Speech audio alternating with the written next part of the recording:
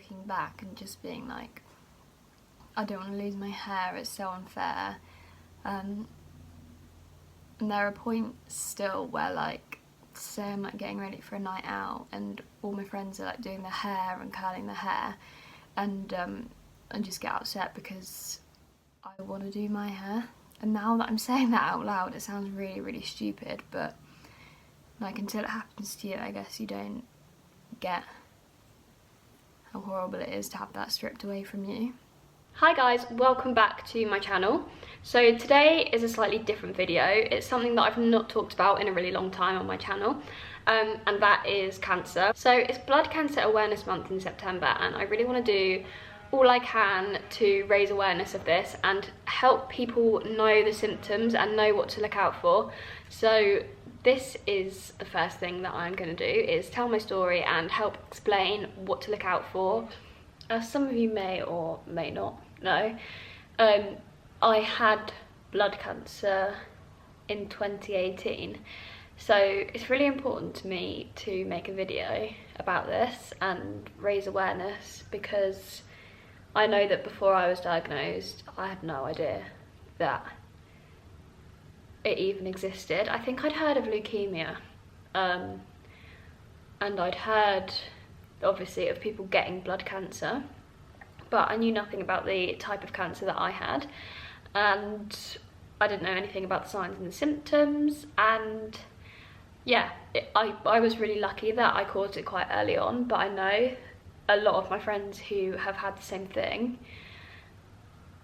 didn't catch it early enough, and it's been a quite different story to my story.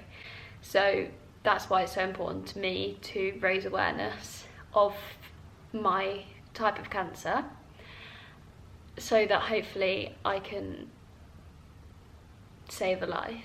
I know that by making videos like this, it actually does save lives. I've had messages before saying, thanks to your profile and you raising awareness, I've managed to discover that I had cancer and I caught it early on, and that's thanks to you. So obviously I want to keep doing what I'm doing. I know it's been a really long time since I've really made any content about cancer, because I felt like I needed to move on personally from what had happened. I know that it's been a really long time since I've made any content about cancer and about my experience, so there might be a few of you on my profile who had no idea that this even happened, or you might know that I had cancer but you don't know what type. There's so many reasons why I need to make this video. I thought a good way to start the video would be to talk about the signs and the symptoms of the cancer that I had, and then after that I'll explain my personal story and how it happened and how I discovered that it happened and everything like that. So some of the most common symptoms of lymphoma are weight loss, fatigue, itchy skin, a recurring infection that you can't seem to get rid of, swollen lymph nodes, so I had a lump there that came up, night sweats, and what else? Shortness of breath, a cough that you can't get rid of, and a really weird and random one actually is a pain in your chest when you drink alcohol. So these are all like really weird symptoms that I think you wouldn't necessarily associate with cancer. I definitely didn't. I didn't know that these were things that I should look out for, and I think that's why this cancer is so easily missed, because you can write these things off so many other things. Like, I was tired, but I thought I'd been really busy, so that's why. I was losing weight, but I wanted to lose weight, so I didn't see it as like necessarily a bad thing. I was definitely going to the gym more than I ever had done before, and yeah, I think I just wrote everything off as being something else, and that is because I didn't know that they were symptoms to look out for.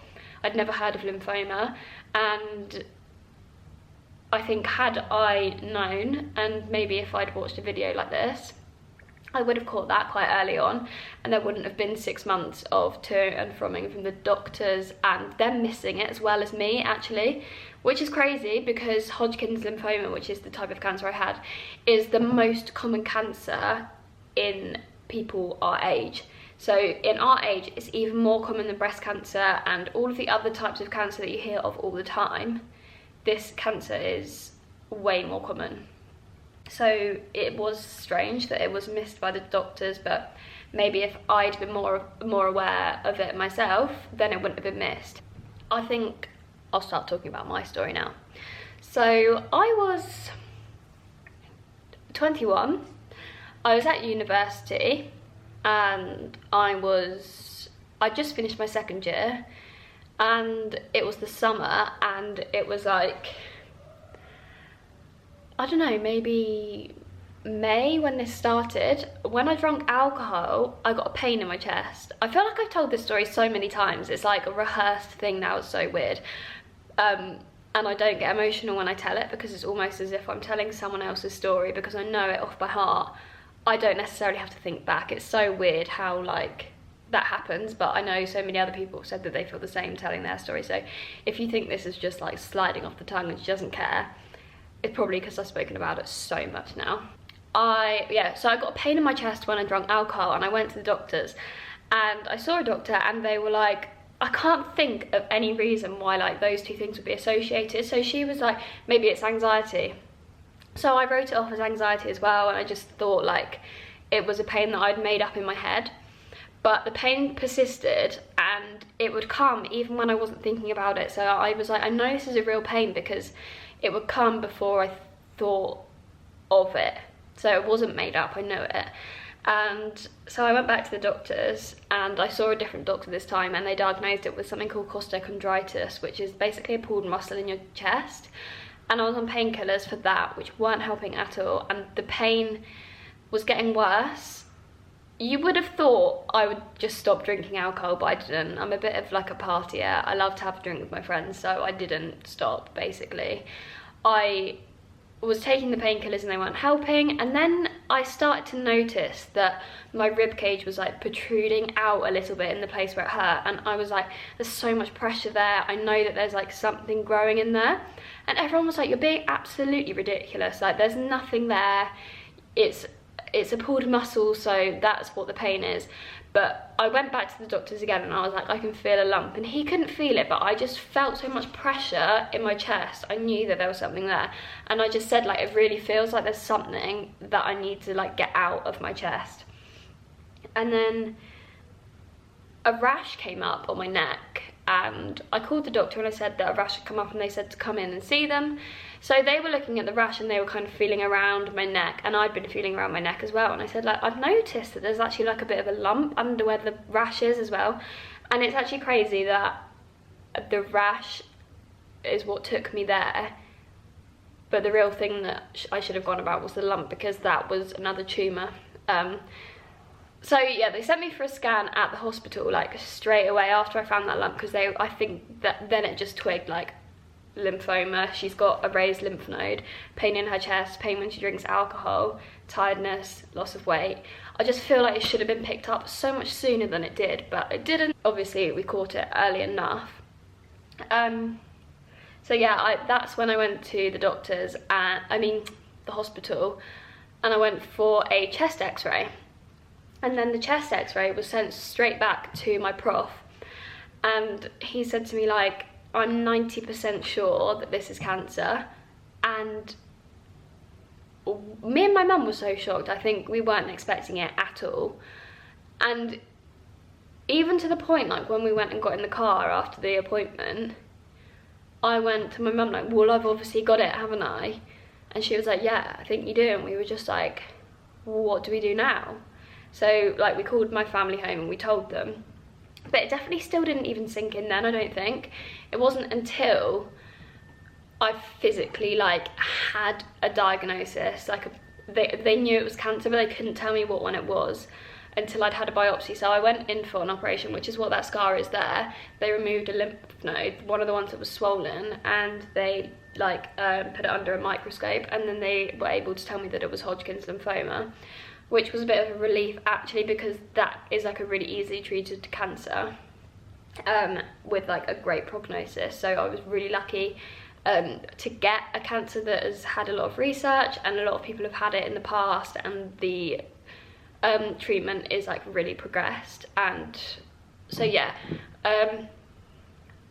after I'd had like the official diagnosis, I think there was about 2 weeks in between the official diagnosis and the initial scan, which was such a confusing time, because like there was a part of me that was like, maybe it's not cancer, maybe it's actually just nothing.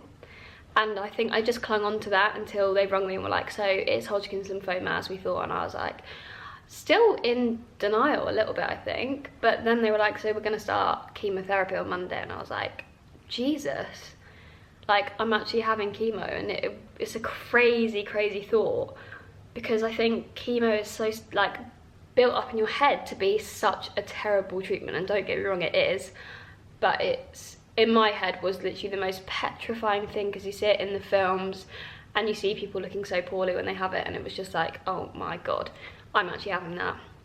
So I had 6 months of chemotherapy, and after the first 2 cycles, so I had 6 cycles of it, which is actually 12 infusions, which takes so long, by the way. I was in there all day plugged into it.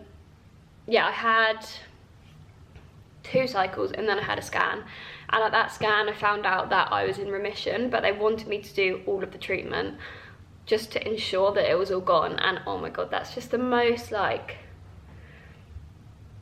I don't know what the word is, to have treatment for a cancer that you know is no longer inside you.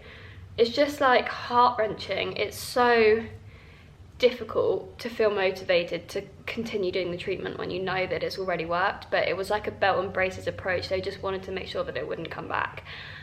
So yeah, I finished the chemotherapy after 6 months. I'm now like 13 months since having chemotherapy, and that time has gone so quickly.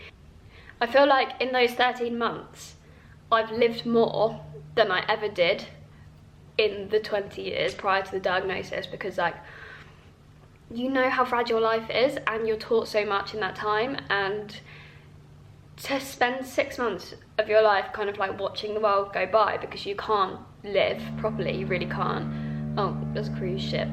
To have your life put on hold and feel like you can't do anything teaches you how much there is out there that you do want to do, and it just like motivates you that when the treatment is over, I'm going to do this, this and this, I'm going to make sure I do it really well. And I think that's exactly what happened to me. Like, I told my story all the way through treatment, and I knew that I always wanted to work in fashion. So I took what I gained through cancer, which was a following on social media, and I kind of turned that around to be focused on something that I'd always wanted to work in.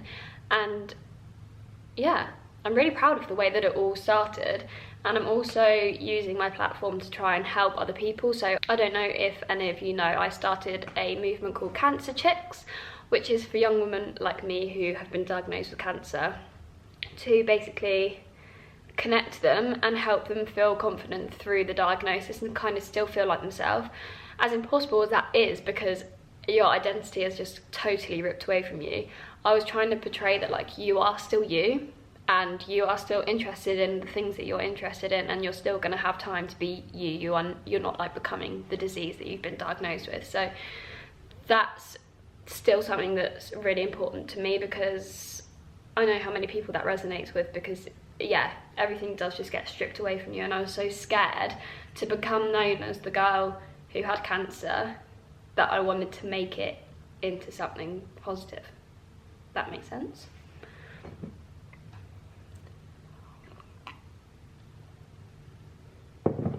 So another of the reasons that making this video is so important to me is because if it's caught early enough, so mine was stage 2, the treatment is so much more effective in the upcoming months and years after your treatment. It's more likely that it won't come back. So one of my best friends, Georgie, who I met through this whole experience, hers was stage 4. And she had the same treatment as me, and she was in remission when it finished, but a few months later it came back, and now she's having to have treatment again. So I think, and she agrees with me, the more we raise awareness, the more people are going to catch these symptoms early on. And hopefully the more people will be able to have the treatment sooner, and it all will be over and never will come back. Thank you so much for watching the video. If you do fancy subscribing to my channel, I would absolutely love that. Or if you wanted to head over and follow me on Instagram, my Instagram handle is @OliviaRoseSmith. I'll put that on the screen now. I hope you enjoyed the video, and hopefully I'll see you guys again soon.